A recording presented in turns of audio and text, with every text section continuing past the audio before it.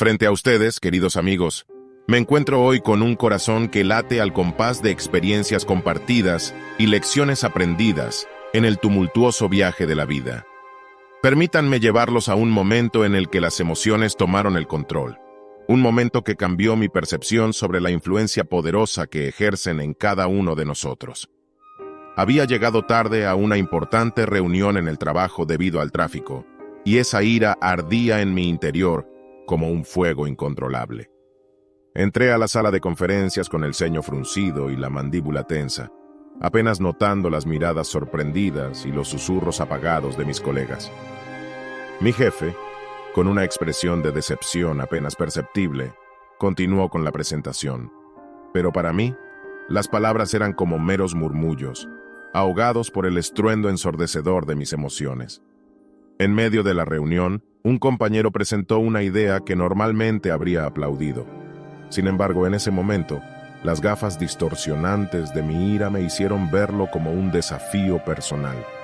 Las palabras brotaron de mis labios con una acritud que ni yo mismo reconocí. Mi colega, visiblemente sorprendido y herido, intentó mantener la compostura, pero pude ver el daño que había causado en su mirada. Al final de la reunión, salí de la sala sintiendo una mezcla de triunfo y culpa. Triunfo por haber defendido mi posición con fuerza, pero culpa por haber herido innecesariamente a alguien más. Fue en ese momento, mientras enfrentaba el reflejo de mis acciones en el espejo de mi propia conciencia, que la verdad golpeó con fuerza. Mis emociones habían sido las marionetas y yo, su marionetista inconsciente. ¿Cómo había llegado a este punto? ¿Cómo había permitido que mis emociones dictaran mis palabras y acciones de una manera que iba en contra de mis valores más profundos? Las relaciones personales y profesionales que había construido con tanto esfuerzo, ahora tambaleaban sobre el frágil terreno de mi impulso emocional. Amigos, este episodio me llevó a una búsqueda interna profunda, una búsqueda de cómo controlar esas emociones que amenazan con controlarnos a nosotros. Me sumergí en las enseñanzas estoicas, esas lecciones ancestrales de autocontrol y autosuficiencia que hoy comparto con ustedes. A través de esta exploración, he encontrado estrategias y técnicas que nos permiten ser dueños de nuestras emociones, en lugar de ser esclavos de ellas. Epicteto, con su elocuente sencillez, decía que no son las cosas en sí mismas las que nos perturban, sino nuestras interpretaciones de ellas. Comprendí que mi reacción ante los eventos estaba teñida por mis propias percepciones y creencias arraigadas. En lugar de ser arrastrado por el oleaje de las circunstancias, empecé a darme cuenta de que tenía el poder de elegir cómo respondía.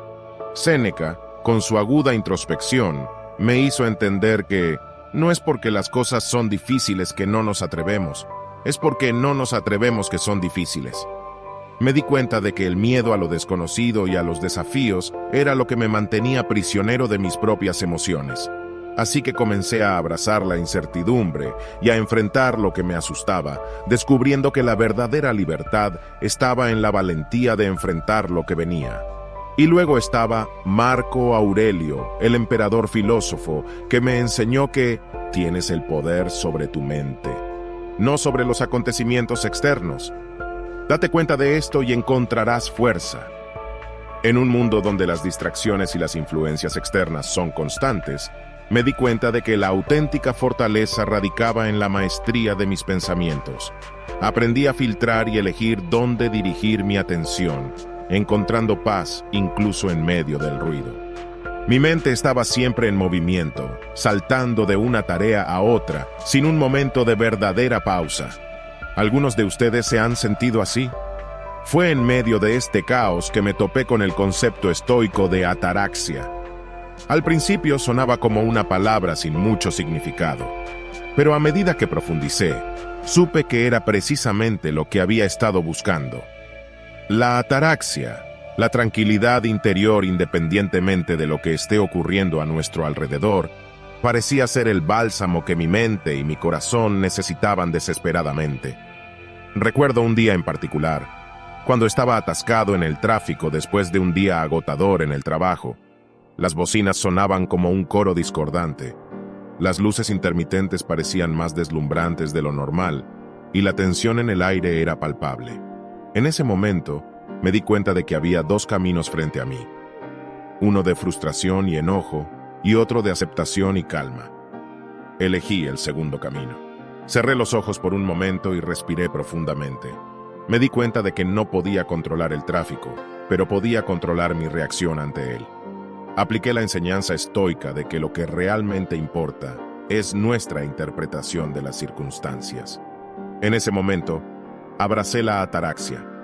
Acepté el caos del tráfico como parte de la experiencia, sin dejar que me afectara en lo más mínimo. Desde entonces, he estado cultivando activamente la ataraxia en mi vida. Permítanme compartir con ustedes algunos consejos prácticos que he aprendido en este viaje. La pausa consciente. Tómense un momento para detenerse y respirar conscientemente, incluso en medio de la locura. En esos pequeños instantes pueden encontrar un oasis de tranquilidad. El poder de la perspectiva. Pregúntense, ¿esto importará en una semana, un mes, un año? A menudo, encontramos que nuestras preocupaciones no son tan abrumadoras como parecen en el momento. La práctica de la gratitud. Enfóquense en lo que tienen en lugar de lo que les falta. La gratitud es un camino directo hacia la serenidad interior. Amigos, la ataraxia es como una brújula en medio de la tormenta, una luz que nos guía hacia la calma en un mundo caótico. No podemos controlar todas las circunstancias, pero podemos controlar nuestra respuesta a ellas. Las palabras que hemos compartido hoy son más que meras anécdotas y filosofías. Son un eco profundo de las experiencias que todos hemos enfrentado en nuestro viaje por la vida.